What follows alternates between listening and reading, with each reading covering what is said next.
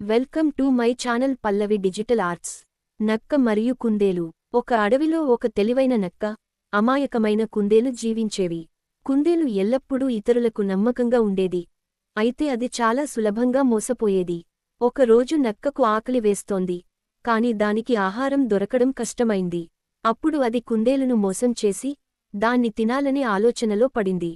కుందేలును కలిసిన నక్క దానికి ఇలా చెప్పింది: ఓ కుందేలు, నువ్వు చాలా చురుకైనదానివి కదా. నీతో కలిసి వేటాడితే చాలా ఆహారాన్ని తెచ్చుకోవచ్చు అని నా అభిప్రాయం. నువ్వు నాకు తోడుగా వస్తావా? అమాయకమైన కుందేలు నక్క మాటల్ని నమ్మి వెంట వెళ్ళింది. అడవిలో కొంత దూరం వెళ్లిన తర్వాత నక్క దానిని తన ఆహారంగా మార్చుకోవాలనే ప్రయత్నం చేసింది. అయితే కుందేలు అప్పుడు అర్థం చేసుకుంది, నక్క నిజాయితీగా ఆహారాన్ని పంచుకోదని, దానిని మోసం చేయాలనే ఉద్దేశంతో ఉంది అని. కుందేలు తెలివిగా ఆలోచించి అతి వేగంగా నక్కను తప్పించుకుని పారిపోయింది. ఈ కథ మనకు ఒక మంచి నీతిని నేర్పుతుంది: అందరి మాటలను నమ్మి వెంటనే విశ్వసించకూడదు.